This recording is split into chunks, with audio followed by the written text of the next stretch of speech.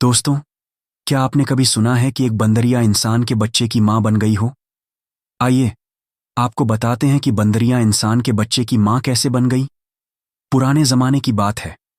घने जंगल के सबसे पुराने हिस्से में एक ऊंचे चौड़े दरख्त के नीचे एक बंदरिया अपने नन्हे से बच्चे के साथ अकेली रहा करती थी। ना कोई झुंड, ना कोई साथी, सिर्फ वो और उसका नन्हा सा बच्चा।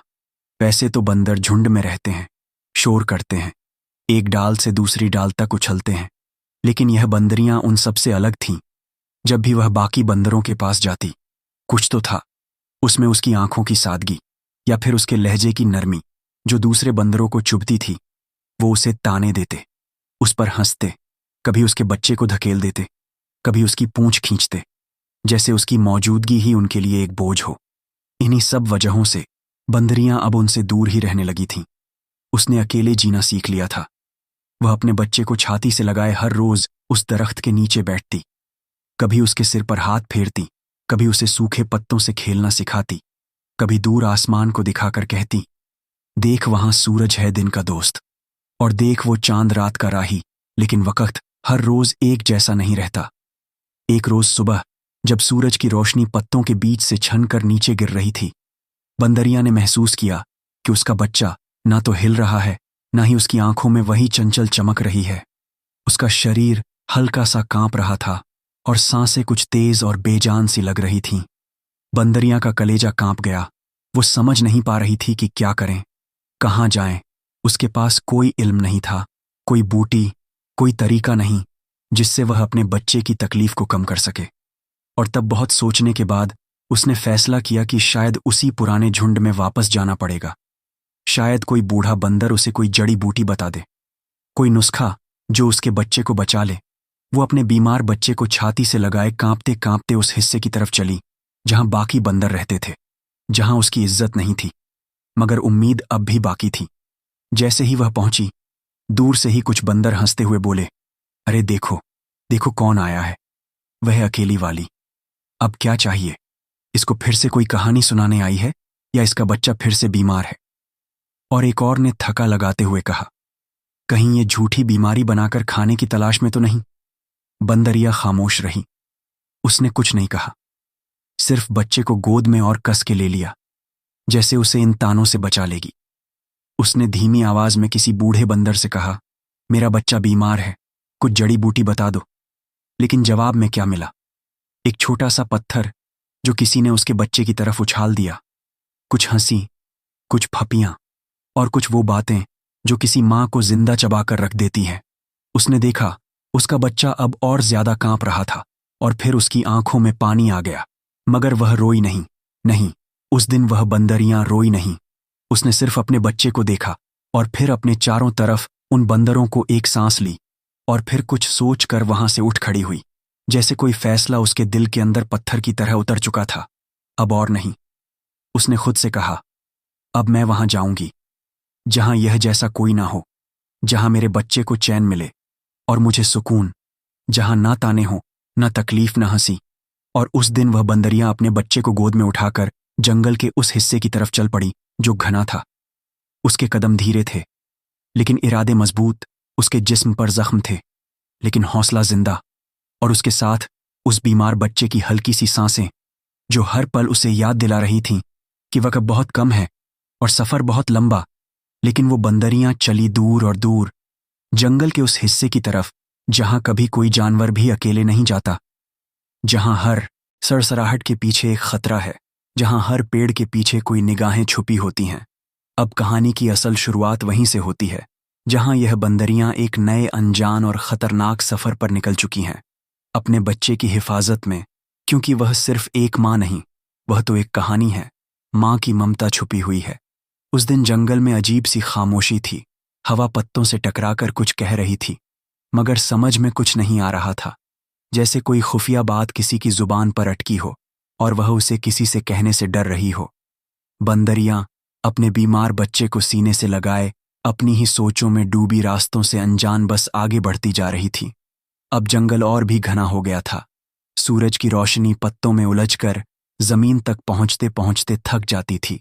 पेड़ों की जड़ें रास्ते पर उभरी हुई थीं, और कई जगहों पर झाड़ियां इतनी घनी थीं कि इंसान तो क्या जानवर भी दोबारा सोचे।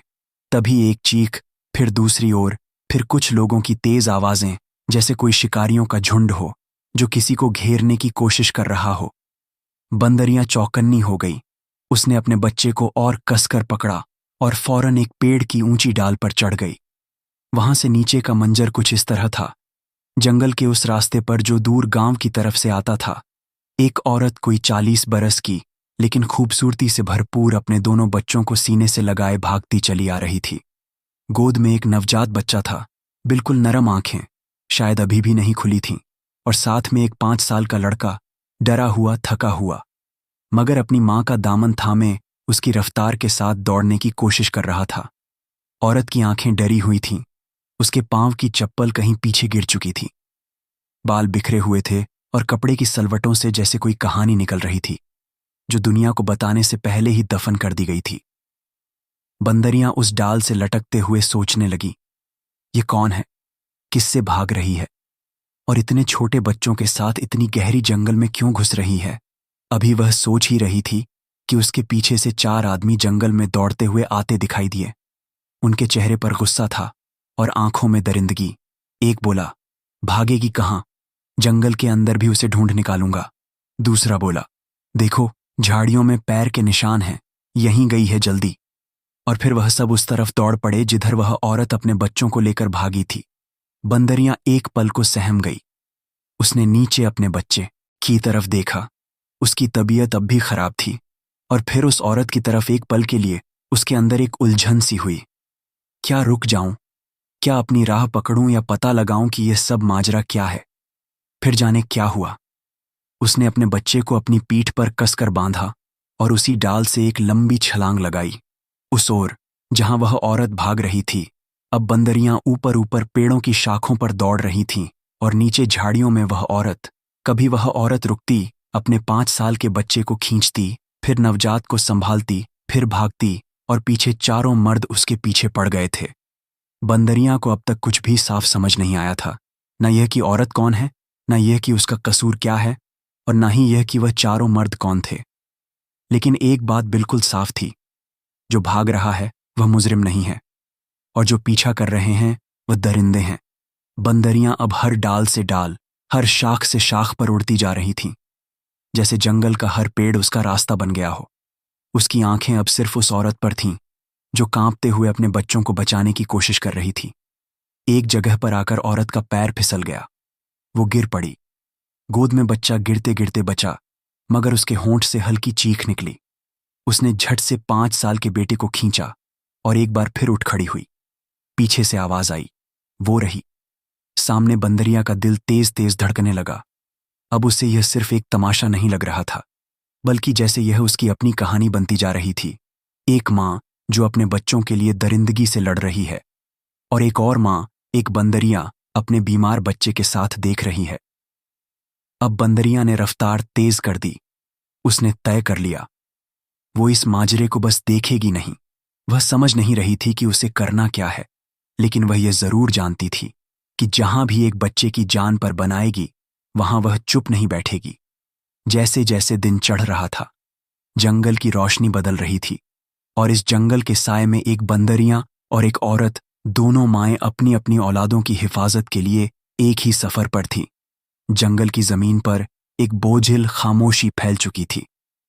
पत्तों की सरसराहट अब धीमे दबे लहजे में बातें कर रही थी, जैसे उन्हें अंदाजा हो गया हो कि इस वक्त किसी की जान दांव पर लगी है। बंदरियां अब भी पेड़ पर थीं, डाल से लटकती हुई, और उसकी आंखें नीचे जमीन पर टिकी हुई थीं, जहां वह औरत अब काफी दूर निकल आई थी। चारों तरफ सूखे पत्तों की छटछटाहट थी, सांसों की आवाज और डर की खामोश गूंज। एक जगह पर आकर औरत ने चारों तरफ देखा। उसके कपड़े मिट्टी से लथपथ थे, सांसें भारी थीं, माथे पर पसीना और आंखों में एक अजीब सी बेचैनी। उसे लगा शायद पीछा करने वाले लोग अब दूर हैं, लेकिन फिर भी वह सशंकित थी, क्योंकि डर खासकर मां के दिल में बहुत ज्यादा गहरा होता है। तभी उसकी निगाह सामने झाड़ियों के एक घने झुरमुट पर पड़ी। इतनी घनी झाड़ी थी कि उसके पीछे कुछ भी छुपाया जा सकता था। वह धीमे से झुकी, अपनी गोद में लेटी हुई उस नवजात बच्ची को देखा जो अब भी निढाल थी। आंखें बंद, बस हल्की सी सांसों की हरकत उसके जिंदा होने का सबूत थी। उसने बच्ची को माथे से चूमा, कांपती उंगलियों से उसके चेहरे को सहलाया और आंखों से 2 कतरे आंसू गिर पड़े जो घास के बीच कहीं खो गए। माफ करना मेरी बच्ची, उसने बहुत धीमे से कहा, जैसे बच्ची ने सुन लिया हो। और फिर उसने उस बच्ची को उस झाड़ी के पीछे रख दिया, एक पत्थर से घेर कर, ताकि वह लुढ़क ना जाए, और फिर खुद उल्टी तरफ भागने लगी। उसी पेड़ पर बैठे बैठे बंदरिया की आंखें फैल गईं। वो समझ चुकी थी कि माजरा अब और ज्यादा संगीन हो गया है, और तभी दूर से फिर वही आवाजें गूंजने लगीं। देखो, यहीं कहीं होगी, ध्यान से देखो, झाड़ियों के आसपास भागेगी। अब कहाँ, मैंने कहा था, इसी तरफ गई है। चारों मर्द अब उस ओर दौड़ते आ रहे थे। सांसें फूल रही थीं, गुस्सा चेहरे पर सवार था। वो औरत अपनी जान बचाओ रुक में जंगल के दूसरी ओर दौड़ रही थी, मगर अब उसकी गोद खाली थी। चारों मर्दों ने दौड़कर उसे घेर लिया, पकड़ लिया। एक ने उसके बाजू को झटका, दूसरे ने उसका दुपट्टा खींच लिया। बता, कहाँ छुपा दिया अपनी बच्ची को? औरत की आंखें अब भी डरी हुई थीं, लेकिन उनमें अब एक अजीब सा सुकून था, जैसे वह जानती हो कि बच्ची अब उनके हाथ नहीं लगने वाली। तेरी गोद तो खाली है, अभी तक तो बच्ची तेरे साथ थी, अब कहाँ गई? औरत ने अपनी सूखी हुई जुबान से धीरे से कहा, मुझे मारना है तो मार लो, लेकिन बच्ची कहाँ है ये नहीं बताऊंगी। एक आदमी ने झल्लाकर एक जोरदार थप्पड़ मारा। हमारे गांव में लड़की पैदा करना जुर्म है, तूने जुर्म किया है, और अब सज्जा भी भुगत। औरत अब भी डटी रही। वो बच्ची है, उसका क्या कसूर है? कसूर उसकी पैदाइश है। लड़की को हमने कभी इज्जत नहीं दी, और देंगे भी नहीं। हमारे खानदान में सिर्फ लड़के पलते हैं, औरतें नहीं। यह सुनकर बंदरिया का दिल दहल गया। नीचे एक तरफ वह चारों मर्द औरत को घसीट कर ले जा रहे थे, दूसरी तरफ 5 साल का बच्चा जो चुपचाप सब देख रहा था। उसकी आंखें अपनी मां को पहचान रही थीं, लेकिन डर ने उसके पांव जकड़ लिए थे। उसने एक बार देखा मां के चेहरे को, और फिर चुपचाप उनके पीछे पीछे चलने लगा, जैसे अब उसकी भी कोई आवाज ना रह गई हो। बंदरियां अब और देर नहीं कर सकती थीं। उसने अपने बच्चे को पीठ पर कसकर बांधा और पेड़ से कूदकर उस झाड़ी की तरफ भागी जहां नवजात बच्ची को छुपाया गया था। झाड़ियों के पीछे वह बच्ची अब भी थी, सोई हुई नरम सी आवाज में, सांसें लेती हुई, आंखें बंद, एकदम बेखबर। बंदरियां उसके पास गईं, धीरे से हाथ बढ़ाया, उसे अपनी गोद में उठाया। उसका नन्हा सा जिस्म बंदरियां की छाती से लगते ही जैसे कांप सा गया। उसकी सांसें बंदरियां के दिल की धड़कनों से मिलकर जैसे कुछ कहने लगी। बंदरियां ने एक गहरी सांस ली। अब इसे यहां छोड़ना खतरे से खाली नहीं। कौन जाने वो चारों वापस आकर यहां भी तलाश शुरू कर दें। उसने इधर उधर देखा, कहीं कोई नहीं था। फिर उसने अपनी आंखें बंद की और कुछ सोच लिया। अब यह मेरी जिम्मेदारी है। बंदरिया ने उस बच्ची को कसकर सीने से लगाया और चल दी, जंगल के उस हिस्से की तरफ जो अब तक उसके लिए भी अनजान था, जहां ना वह पहले गई थी, न जाने की हिम्मत की थी। लेकिन आज एक मां का दिल उसे वहां ले जा रहा था। एक जानवर नहीं, बल्कि एक मां का दिल। अब उसके साथ 2 बच्चे थे, एक उसका अपना और एक इंसान का, जिसे उसकी मां ने जान बचाने के लिए छोड़ दिया था। जंगल की सरहद के पार अब इंसानों की दुनिया शुरू हो चुकी थी। चारों मर्दों ने उस औरत को बालों से खींचते हुए बाजुओं से पकड़कर जैसे एक मुजरिम की तरह घसीटते हुए गांव की तरफ ले जाना शुरू कर दिया। उसके पांव जमीन पर घिसट रहे थे, होठों से लहू रिस रहा था, लेकिन उसकी आंखों में एक अजीब सी रोशनी थी, जैसे वह जीत चुकी हो, जैसे अपने जिस्म की तकलीफ से बड़ी कोई फतह उसके दिल में दर्ज हो चुकी हो। उसके पीछे उसका 5 साल का बेटा खामोश कदमों से आंखें नीची किए, जैसे अब कोई रिश्ता बचा ही ना हो। इस दुनिया से वैसे चल रहा था। कभी वह अपनी मां की तरफ देखता, कभी जमीन की तरफ। वो मां अब बोल नहीं रही थी, लेकिन उसके खामोश होंठ हर लम्हे यही कह रहे थे, मेरी बच्ची अब महफूज है, बस मुझे और कुछ नहीं चाहिए। उधर दूसरी तरफ जंगल की एक अलग पगडंडी पर बंदरियां अब तेजी से भाग रही थीं।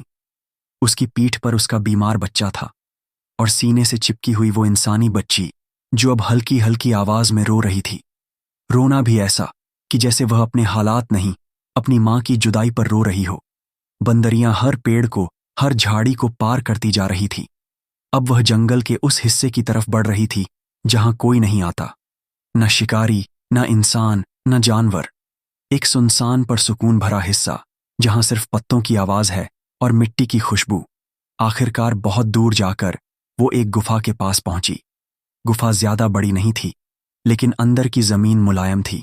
पत्तों से भरी हुई बंदरिया ने वहीं झुककर बच्ची को अपने सीने से अलग किया और धीरे से पत्तों पर लिटा दिया। बच्ची अब जोर जोर से रोने लगी थी। उसकी आवाज जंगल के सन्नाटे में गूंजने लगी। बंदरियां घबरा गईं। कहीं यह रोना किसी जानवर या इंसान को उस ओर ना खींच लाए। उसने जल्दी से बच्ची को गोद में लिया, फिर उसे सीने से लगाया, लेकिन बच्ची थी कि चुप ही नहीं हो रही थी। बंदरियां को समझ नहीं आ रहा था कि क्या करें। वो एक जानवर थी, इंसानी बच्चों की जरूरतें नहीं जानती थीं, लेकिन उसका दिल अब मां बन चुका था। उसे एहसास था यह बच्ची भूखी है। वह सोच में डूब गई, क्या करूं? और फिर उसने खुद से कहा, अगर मैं इसे सीने से लगाकर दूध पिलाने की कोशिश करूं तो शायद यह चुप हो जाए। वो इंसानी बच्ची को अपने थनों के पास ले गई। कुछ पल के लिए बच्ची की रोने की आवाज हल्की हुई और फिर बिल्कुल चुप। वो अब बंदरियां के दूध पी रही थी, बिल्कुल वैसे जैसे कोई अपनी मां की गोद में सुकून से सो जाता है। बंदरियां की आंखें भर आईं। उसे लगा जैसे उसके सीने से एक रिश्ता जुड़ गया हो। उसकी ममता अब किसी एक बच्चे तक नहीं रही। अब उसके पास दो औलादें थीं, एक जो उसकी कोख से थी और दूसरी जो उसकी ममता की छांव में पनपने वाली थी। उसने बच्ची के चेहरे को देखा। गोरे नरम गाल, हल्के से ललाट पर पसीने की नमी और आंखें बंद, लेकिन सुकून में डूबी हुई। अब तू मेरी है, बंदरिया ने बहुत धीमे से कहा, जैसे किसी बात का वादा कर रही हो। अब गुफा उसका नया घर बन गई थी। वो बाहर से सूखे पत्ते और मुलायम घास लाकर एक छोटा सा बिछावन बना लाई। बच्ची को उसमें लिटाकर अपनी पूंछ से हल्का सा झुलाने लगी, जैसे कोई मां थपकी देती है। रात होने लगी थी। चांद की हल्की रोशनी गुफा के किनारे किनारे उतरने लगी थी। बंदरिया के बीमार बच्चे की सांसें अब कुछ बेहतर हो रही थीं और इंसानी बच्ची दूध पीकर अब गहरी नींद में चली गई थी। जंगल के उस कोने में जहां कोई आता नहीं था, अब 3 जानें थीं, एक मां और 2 बच्चे। और वह सब इस दुनिया से छुपे हुए वक्त कब उड़ जाता है, इंसान नहीं जानता। जैसे पेड़ों की डालों पर कोपलें लगती हैं, फिर पत्ते आते हैं, फिर गिरते हैं और फिर से नई कोपंपें, वैसे ही बंदरियां की जिंदगी में भी एक नया मौसम आ चुका था। अब वो गुफा उसका घर बन चुकी थी। वो इंसानी बच्ची अब उसकी औलाद बन चुकी थी और उसका अपना बच्चा, जो पहले बीमार था, अब धीरे धीरे तंदुरुस्त और फुर्तीला होता जा रहा था। दिन बीतते गए, रातें लंबी होती गईं। चांद हर रात नए रंग में उभरता और हर सुबह नए उजाले के साथ बंदरिया की आंखें खुलतीं। अब उस बच्ची की आंखों में चमक आने लगी थी। उसका रंग हल्का सुनहरा हो गया था, जैसे जंगल की धूप उसके जिस्म में उतर आई हो। आंखें बड़ी बड़ी और हैरत से भरी हुई, हर चीज को समझना चाहती थी, हर आवाज को पकड़ना चाहती थी। बंदरिया की ममता ने बच्ची को पाला था, लेकिन अब वक्त ने उसे सिखाना शुरू कर दिया था। पहले उसने सिर हिलाना सीखा, फिर आवाजें निकालना। और एक दिन जब जंगल में हवा कुछ धीमे बह रही थी और बंदरियां बाहर से फल लेकर लौटी थीं, तो उसने सुना। बंदरियां ठिठक गई। उसके हाथ से फल गिर गया। उसने देखा बच्ची अपनी छोटी सी उंगली से उसकी तरफ इशारा कर रही थी और उसके होठों से दोबारा वही आवाज निकली।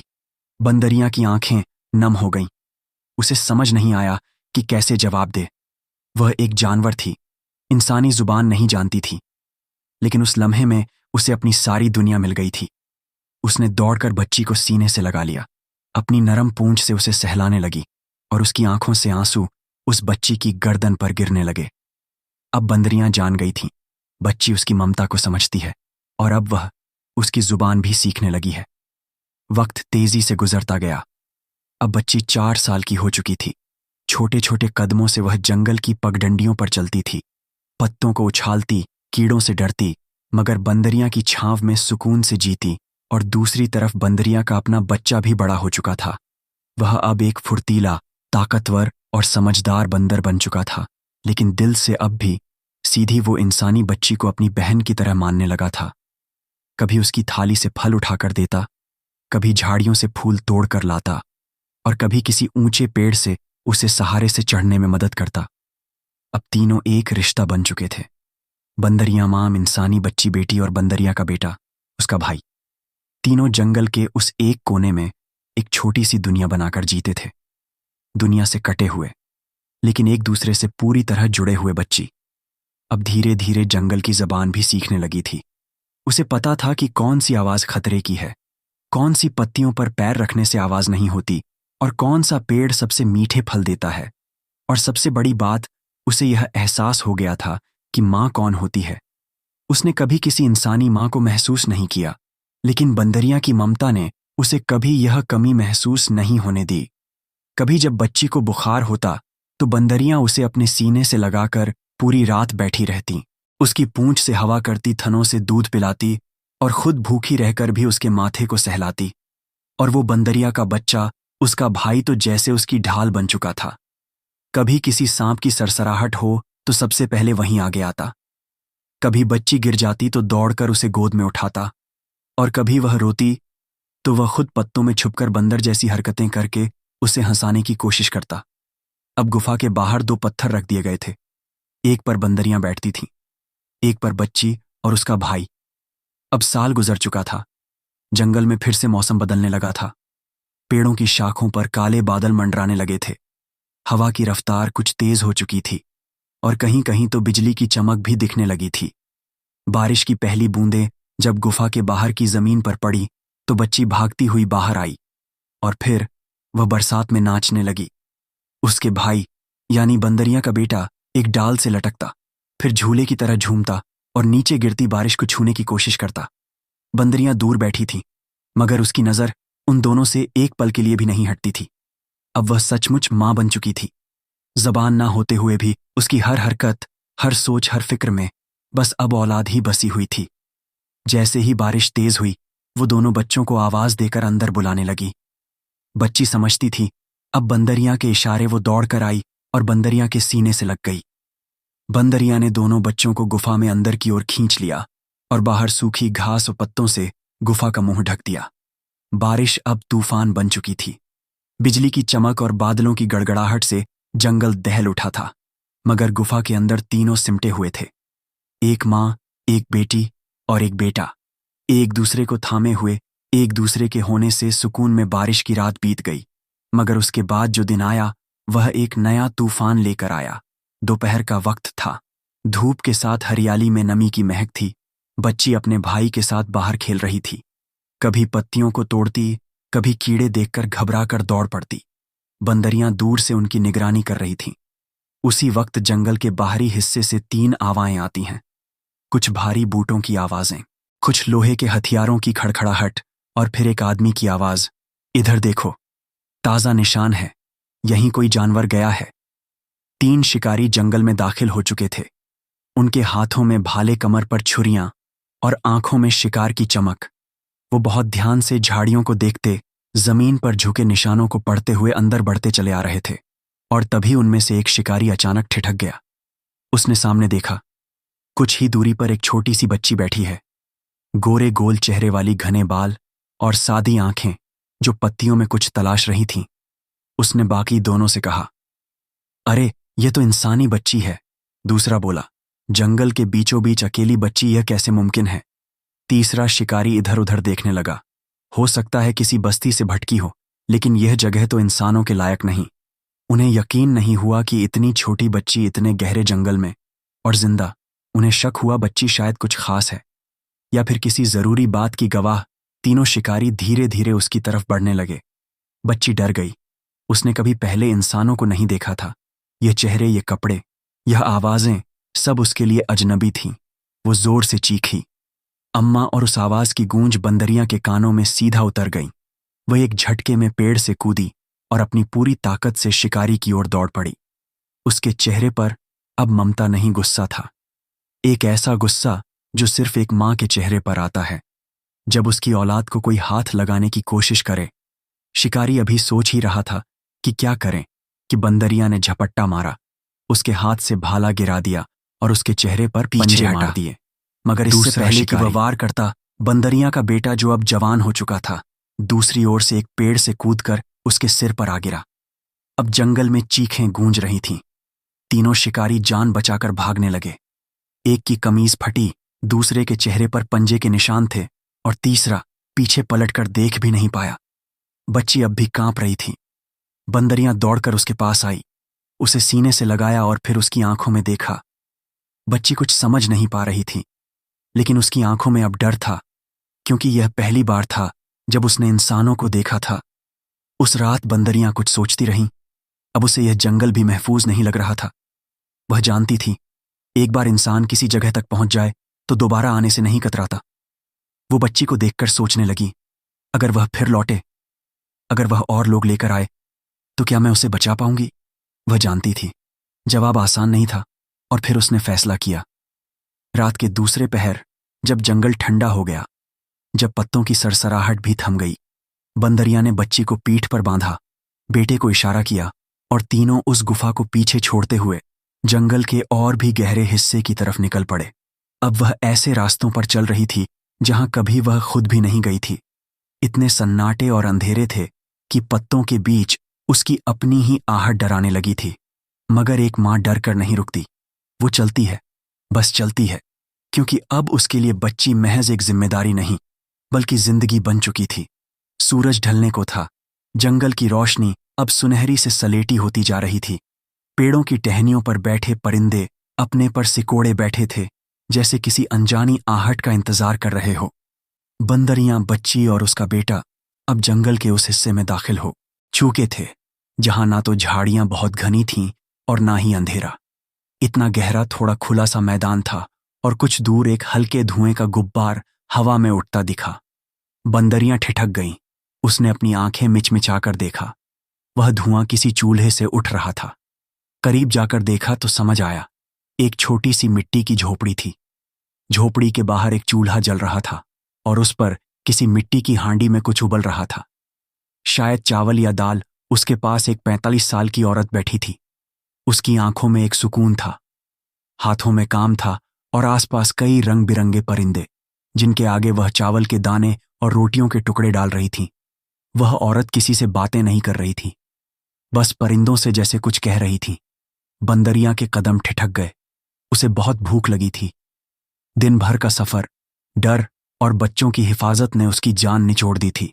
उसने बच्ची की तरफ देखा, जिसकी आंखों में अब भी शिकारी वाला डर बाकी था। फिर अपने बेटे की तरफ देखा, जो अब पेड़ के तने से थक कर टिक गया था। क्यों ना कुछ देर उस औरत के पास चला जाए, हो सकता है खाना मिल जाए और कुछ पल सुकून भी। बंदरिया ने बच्ची को गोद से उतारा और दोनों बच्चों को लेकर झोपड़ी की ओर चलने लगी। लेकिन जैसे ही तीनों थोड़ी ही दूर पहुंचे, अचानक बच्ची का पैर एक पत्थर से फिसल गया। वो हल्की सी ढलान पर थी और सीधा पीठ के बल नीचे जा गिरी। उसकी चीख जंगल के सन्नाटे में गूंज गई। झोपड़ी के पास बैठी औरत चौंक कर पलटी। उसने देखा, एक इंसानी बच्ची जमीन पर पड़ी है। पास में एक बंदरिया और एक बड़ा बंदर खड़े हैं। वो औरत चूल्हा छोड़कर एकदम दौड़ी। अरे, ये बच्ची जंगल में क्या कर रही है? वो उसके पास पहुंची। बच्ची अब भी रो रही थी। बंदरिया अलर्ट हो गई, जैसे कोई उसके बच्चे को छूने की कोशिश करे तो झपट पड़े। मगर औरत की आंखों में गुस्सा नहीं था, फिक्र थी। चुप हो जा बेटा, कुछ नहीं हुआ, बस जख्म लग गया है। शायद। उसने बच्ची को धीरे धीरे गोद में उठाया और झोपड़ी के अंदर ले गई।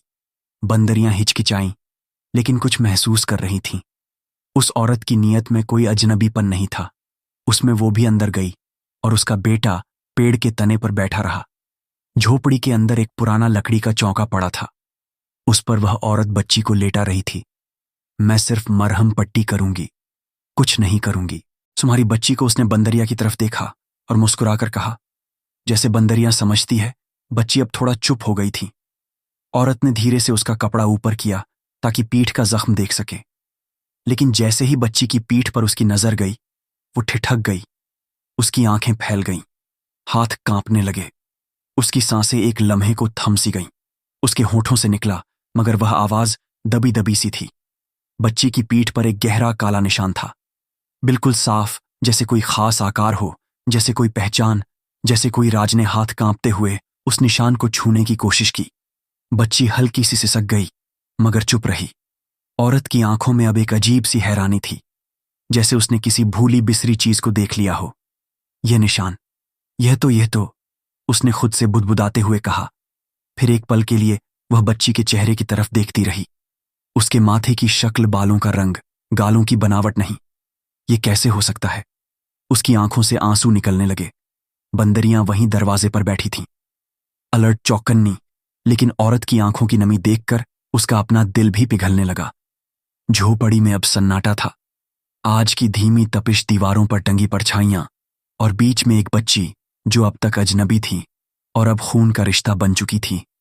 वो औरत जो अभी तक परिंदों और जानवरों को दाना डालती थी, अब अपनी जिंदगी की सबसे बड़ी भूली हुई चीज को फिर से छू रही थी। उसने बच्ची के पीठ पर उभरे काले निशान को बार बार देखा, फिर उसके माथे को चूमा और बिना कुछ सोचे उसे अपने सीने से लगा लिया। तू तू मेरी ही बच्ची है। उसके होंठ कांप रहे थे, आंखों से आंसू बहे जा रहे थे। 4 साल पहले डर गया था, दिल, हालात से, लोगों से, मर्दों से, खुद से। और तुझे इसी जंगल में छोड़ आई थी, कितनी बेवकूफ थी। मैं बच्ची चुप थी, लेकिन बंदरियां खामोश नहीं थीं। वो देख रही थीं उस औरत को बहुत ध्यान से। वो चेहरा, वो लहजा, वो साया, कुछ तो जाना पहचाना था। और जैसे ही उस औरत की आंखें उससे मिली, बंदरियां की यादों में वह मंजर दोबारा लौट आया। वही औरत जो 4 साल पहले जंगल के किनारे रोती हुई भाग रही थी। वही बच्ची जिसे घनी झाड़ियों के पीछे रखकर वह दूसरी दिशा में भाग गई थी। और वही चीख जिसे सुनकर बंदरियां ने पहली बार इंसानों को देखना शुरू किया था। बंदरियां कांप उठीं। वो धीरे धीरे उस औरत के पास आई, उसकी तरफ देखा और बिना कुछ कहे उसके गले से लग गई। अब एक जानवर और एक इंसान, दोनों माएं बन चुकी थीं। एक ने बच्ची को जन्म दिया था, दूसरी ने उसकी परवरिश की थी। दोनों का दिल एक ही प्यारी धड़कन के साथ जुड़ चुका था। बंदर का बच्चा जो अब बंदरियां का जवान बेटा बन चुका था, सब कुछ देख रहा था। वो भी धीरे धीरे झोपड़ी के अंदर आया, बिल्कुल पास आकर उस औरत को देखा, और जैसे उसे कोई नजाकत महसूस हुई हो, वह चुपचाप उसके पास आकर बैठ गया। औरत ने उसकी आंखों में देखा, फिर मुस्कुराई। तू भी तो मेरा ही बच्चा है। उसने उसे भी अपनी बाहों में भर लिया। अब वो झोपड़ी जो अब तक सिर्फ एक अकेली औरत की पनाह थी, एक घर बन गई थी। उसी वक्त झाड़ियों से किसी के कदमों की आवाज आई। एक लड़का, हाथ में लकड़ियां, माथे पर पसीना और कंधे पर झोला, झोपड़ी की तरफ आ रहा था। उसकी उम्र अब 10 साल की हो चुकी थी, और वह था उसी औरत का पहला बेटा जो 4 साल पहले अपनी मां और नवजात बहन के साथ जंगल में भागा था। वो अंदर दाखिल हुआ और सामने अपनी मां को रोते हुए देखा, एक छोटी बच्ची को सीने से लगाए हुए, और उसके बगल में एक बड़ा बंदर और एक बंदरियां जो कहीं ना कहीं अब उनके परिवार का हिस्सा थे। अम्मा, क्या हुआ? औरत ने रोते हुए उसे पास बुलाया, उसका हाथ पकड़ा और धीरे से जमीन पर बिठा दिया। फिर वह सब कुछ कहने लगी, वो पूरी कहानी, वह सच्चाई, वो डर जिसने उसे अपनी बेटी को छोड़ने पर मजबूर कर दिया था। लड़का सुनता रहा, कभी उसकी आंखें फैलती, कभी पलकें भीग जातीं। तो यह मेरी बहन है, उसने बहुत धीरे से पूछा। और जब उसकी मां ने सिर हिलाया तो वो चुपचाप बच्ची के पास आया, उसके सिर पर हाथ रखा और मुस्कुरा दिया। मैं अब तुझे कहीं नहीं जाने दूंगा। अब दिन बदला। अब वो झोपड़ी 4 जिंदगियों का घर बन गई। मां, बेटी, बेटा और एक बंदरिया, उसका बेटा। बच्ची अब दोनों तरफ की भाषा समझने लगी थी, बंदरिया की इशारे वाली बोली भी और इंसानों की जुबान भी। वह दिन में मां के साथ झोपड़ी में रहती, शाम को बंदरिया के साथ जंगल की शाखों पर झूलती। अब बंदर और इंसान दोनों मिलकर एक घर बसा चुके थे। जंगल की सरहदों के भीतर वो झोपड़ी अब भी वहीं थी। मिट्टी की दीवारें अब थोड़ी और पक्की हो गई थीं। छत पर सूखे पत्तों की जगह अब लकड़ी की सीलिंग थी, और झोपड़ी के बाहर चूल्हा अब भी जलता था। पर अब वह अकेले परिंदों के लिए नहीं, बल्कि एक पूरे घर के लिए जलता था। वो बच्ची जिसे 4 साल की उम्र में एक बंदरिया अपनी गोद में उठाकर जंगल की गहराइयों में ले गई थी, अब फरीना बन चुकी थी। उसकी मां ने उसका नाम रखा था फरीना, चुपचाप दर्द सहने वाली। अब फरीना की उम्र 21 बरस की हो चुकी थी। उसकी आंखों में जंगल की ठहराव था, उसके चाल में बंदरिया की फुर्ती, और दिल में ममता और समझ का वह मेल जो सिर्फ जुदाई और अपनापन साथ झेलने से आता है। उसका चेहरा अब जवान हो चुका था, मगर उसकी आंखों में अब भी बचपन की वह सादगी थी। वह अब झोपड़ी की हर जिम्मेदारी खुद उठाती, मां के लिए पानी लाना, चूल्हा जलाना, जड़ी बूटियों से दवाइयां बनाना, और सबसे ज्यादा बंदरियां की देखभाल करना, क्योंकि बंदरियां अब बूढ़ी हो चुकी थीं। उसकी चाल अब धीमी हो गई थी, आंखें कुछ धुंधली हो गई थीं। वो अब ऊंची डालों तक नहीं जा सकती थी, लेकिन फरीना का एक हाथ उसका सहारा बन गया था। हर सुबह फरीना उसका सिर सहलाती, उसे जामुन या केले लाकर देती और कहती, अम्मा, अब तू कहीं नहीं जाएगी, मैं तेरी बेटी हूं। न बंदरियां समझती थीं और फरीना की हथेली पर अपना हाथ रख देती थी। वहीं दूसरी तरफ बंदरियां का बेटा अब पूरा जवान हो चुका था।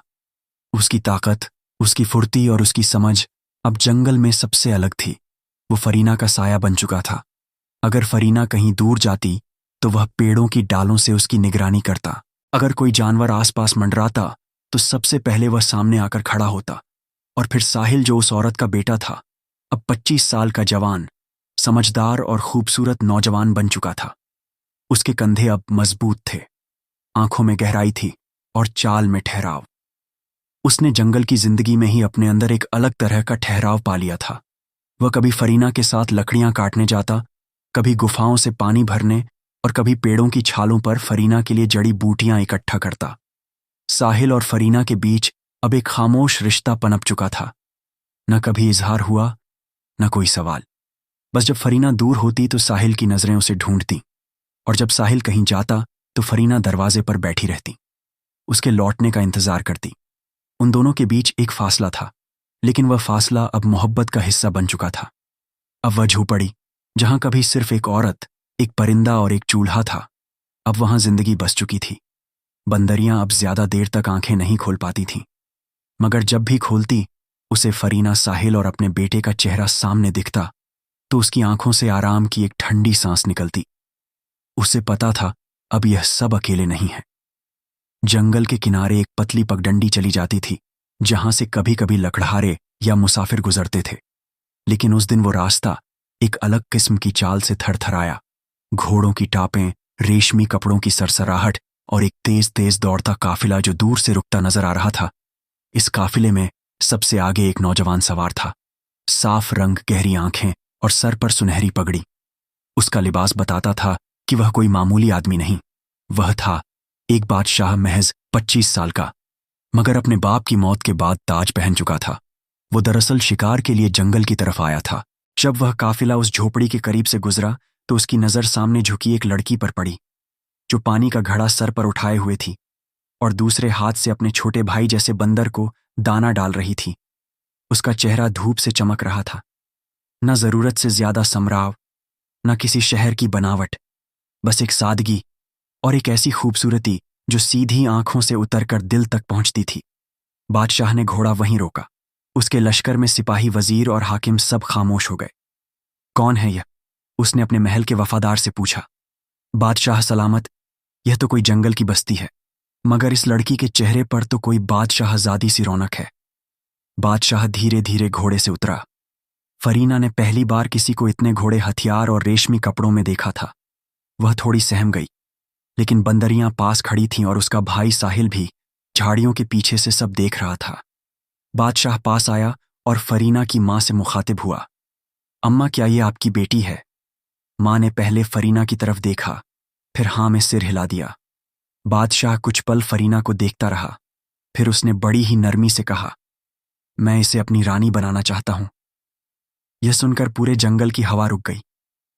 फरीना की मां की आंखें भर आईं, जैसे जैसे उसकी हर बात पूरी हो गई हो, जैसे बरसों पहले की गलती अब इनाम में बदलने जा रही हो। फरीना खामोश थी। उसने कोई नानुकुर नहीं की, क्योंकि उसे राजमहल भी अब एक आम जगह लगती है। फिर वही हुआ जो अक्सर कहानियों में होता है, मगर जिंदगी में बहुत कम देखने को मिलता है। शादी हुई। फरीना अब रानी बन चुकी थी। उसी जंगल से चलकर एक बंदरिया की गोद में पली लड़की अब रेशम के पर्दों, सोने की जंजीरों और गुलाब के फूलों से सजी एक रथ में बैठकर महल की ओर रवाना हो चुकी थी। साहिल, उसकी मां और बंदरियां, सबको भी महल ले जाया गया। उनके लिए अलग अलग हिस्से तैयार हुए। बंदरियां के लिए एक बगीचा, जिसमें हर रोज ताजे फल और आराम की छांव होती। लेकिन यह कहानी का आखिर नहीं था। एक दिन जब फरीना अब रानी के लिबास में महल की बालकनी में बैठी थी, तब उसकी मुलाकात हुई बादशाह की छोटी बहन गुलफिरा से। गुलफिरा 23 साल की बेहद हसीन और तेज दिमाग वाली लड़की, जो बचपन से ही अपने भाई के साथ महल में पली थी। लेकिन जब उसने साहिल को पहली बार देखा तो उसका चेहरा एक पल के लिए जैसे जड़ हो गया। यह वही है, उसने हल्की सी आवाज में कहा और आगे बढ़कर साहिल को पहचानने लगी। कुछ महीने पहले जब गुलफिरा जंगल के एक किनारे कुछ मेहरारियों के साथ सैर के लिए गई थी तो कुछ डाकुओं ने हमला कर दिया था। उसी वक्त एक जंगल से आता नौजवान जो एक लंबी लकड़ी और 2 बंदरों के साथ था, उसने उन डाकुओं को मारकर गुलफिरा को बचाया था। गुलफिरा उस वक्त बेहोश हो गई थी, मगर जाते जाते उस नौजवान का चेहरा उसकी आंखों में हमेशा के लिए बस गया था। आज वही चेहरा सामने था साहिल। फरीना अब पूरे एतबार से बादशाह की हमसफर बन चुकी थी। वो हर सुबह बंदरिया से मिलने बगीचे में जाती, उसका सर सहलाती, कभी फल लाकर खिलाती और कभी देर तक उसकी गोद में सिर रखकर बैठी रहती, जैसे बचपन के वह लम्हे आज भी सांस ले रहे हों। बंदरियां बूढ़ी हो चुकी थी, मगर फरीना की आंखों में उसे अब भी वही नन्ही बच्ची दिखती थी जिसे उसने 4 साल की उम्र में झाड़ियों के पीछे से उठाया था। दूसरी तरफ साहिल और गुलफिरा के दरमियान अब एक खामोश मोहब्बत ने जगह बना ली थी। गुलफिरा कभी झरोखे से नीचे देखते हुए साहिल की तलवार चलाने की अदा देखती, कभी उसके नरम लहजे में की गई बातों को दिल में संजोती। साहिल अब सिर्फ फरीना का भाई नहीं, अब महल का सबसे भरोसेमंद और काबिल नौजवान बन चुका था। उसकी बहादुरी, उसकी समझदारी चाहे जंगल में हो या महल की रणनीति में, हर जगह उसका नाम इज्जत से लिया जाने लगा। एक दिन जब दरबार में बादशाह ने कुछ सिपाहियों की परेड देखी तो साहिल के हर हरकत से मुतासिर होकर उसने फरीना की मां से कहा, अम्मा, अगर आप इजाजत दें तो मैं अपने महल की रौनक गुलफिरा की शादी आपके बेटे से करना चाहता हूं। फरीना की मां, जो अब बादशाह की सास थी, एक पल के लिए खामोश रही, फिर उसकी आंखें भीग आईं। बादशाह सलामत, यह तो मेरी बेटी की खुशियों से भी बड़ी बात होगी। और फिर कुछ ही दिनों में साहिल और गुलफिरा की शादी कर दी गई। पूरा महल रोशनियों से जगमगा उठा, बगीचे में फव्वारे, दीवारों पर फूलों के हार और गली कूचों में रक्स और नगमों की आवाजें। बंदरियां जो अब कमजोर हो चुकी थीं, फरीना और साहिल की शादीशुदा जिंदगी को देखतीं और उसकी आंखों में हर रोज कुछ नया सुकून उतर आता। अब वह इत्मीनान से बैठी रहती, कभी फरीना की गोद में, कभी बच्चों के साथ। मगर हर खुशी के दरमियान एक सवाल ऐसा होता है जो अगर पूछ लिया जाए तो सब कुछ थम जाता है। और एक दिन वही सवाल बादशाह ने फरीना की मां से पूछ लिया। वो शाम का वक्त था। महल की बालकनी से दोनों नीचे बगीचे की तरफ देख रहे थे, जहां फरीना, साहिल और गुलफिरा साथ बैठे हंस रहे थे, और पास ही में एक बूढ़ी बंदरिया फरीना की गोद में सिर रखकर आराम कर रही थी। बादशाह ने बहुत ही नरम लहजे में पूछा, अम्मा, यह बंदरिया और फरीना का रिश्ता क्या है? फरीना की मां का दिल एकदम थम गया। सालों पुराना वो दिन जब वह जंगल में भाग रही थी, सीने में नवजात बेटी, हाथ में 5 साल का बेटा, पीछे दौड़ते 4 मर्द, वो सब एक पल में उसकी आंखों के सामने लौट आया। उसकी सांसें हल्की हुईं और आंखें भर आईं। बादशाह उसकी तरफ पलटा। मैं पूछ रहा हूं, क्या आप बताना चाहेंगी? कुछ लम्हों की खामोशी के बाद फरीना की मां ने अपनी कांपती आवाज में कहानी शुरू की। बादशाह सलामत, ये कहानी बताने में मुझे 4 साल से ज्यादा वक्त लगा, और सुनने में चंद लम्हे। वो दिन जब मैं अपनी गोद में बच्ची और साथ में साहिल को लिए जंगल में भागी थी, 4 मर्द हमारे पीछे थे। हमारे अपने थे, मगर अपनी सोच में जालिम बन चुके थे। मुझे डर था कि मेरी बेटी को जान से मार देंगे, क्योंकि उस गांव में बेटी होना सज्जादा समझा जाता था। मैंने भागते भागते उसे झाड़ियों के पीछे रख दिया और खुद दूसरी तरफ भाग गई। फिर कभी पलट कर देखने की हिम्मत नहीं हुई। लेकिन मेरी बच्ची को मौत नहीं मिली। उसे एक मां मिली जो जानवर थी, मगर इंसानों से कहीं ज्यादा इंसान थी। वही बंदरियां जिसने मेरी बच्ची को अपना दूध पिलाया, और 4 साल बाद उसी बच्ची को मैंने फिर से अपनी बाहों में पाया। बादशाह कुछ पल चुप रहा। जब फरीना की मां ने वह पूरा किस्सा बताया, जंगल में भागना, बच्ची को झाड़ियों में छोड़ना, बंदरिया का गोद देना और 4 मर्दों का डर, तो महल की हवा में सन्नाटा पसर गया। बादशाह की आंखें एकदम सख्त हो गईं, उसके माथे की नसें तन गईं। उसका दिल भले रईस था, मगर जब बात अपनी बीवी और उसकी नन्हे बचपन की जान पर आए तो वह एक बादशाह नहीं, एक हिफाजत करने वाला शौहर बन जाता है। उसने आवाज दी, सिपाही। लंबे बूटों की खड़खड़ाहट के साथ 2 सिपाही सामने आए। उन 4 मर्दों का पता लगाओ जो 4 साल पहले इस बच्ची की जान के पीछे पड़े थे। गांव की पुरानी बात हो या नहीं, मगर अब यह हिसाब पूरा होना चाहिए। दूसरे ही दिन घोड़ों का काफिला गांव की तरफ रवाना हुआ। फरीना की मां ने नाम और गांव का इलाका बताया था। काफी खोजबीन के बाद चारों मर्दों को तलाश लिया गया। वह अब भी उसी गांव में थे। थोड़े बूढ़े हो गए थे, मगर आंखों में वही पुरानी नफरत और पछतावे की परछाई।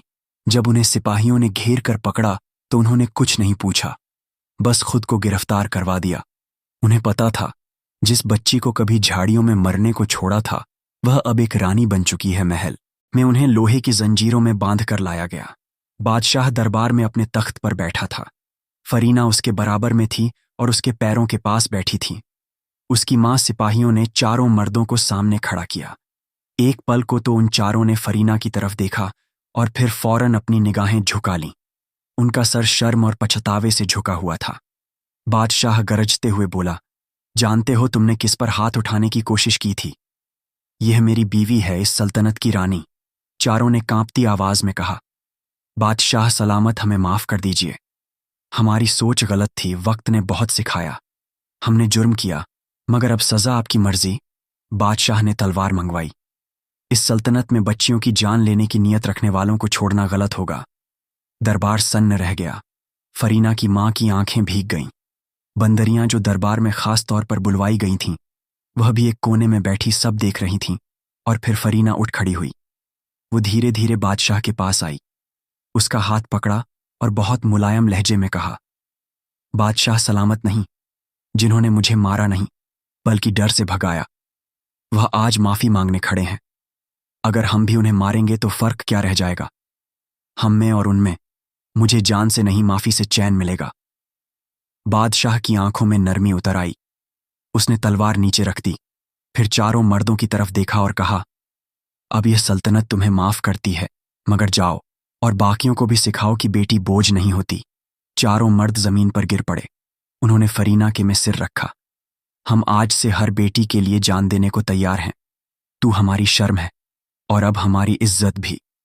अब महल का दरबार फिर से रोशन हो गया। बंदरिया की आंखों में नमी थी, लेकिन उस नमी में अब दर्द नहीं बल्कि फक्र था। उसने जिसकी परवरिश की थी, वह आज हजारों लोगों की सोच को बदल चुकी थी। तो दोस्तों, बंदरिया ने इस तरह से एक बच्ची को पाला और फिर वह बच्ची रानी बन गई।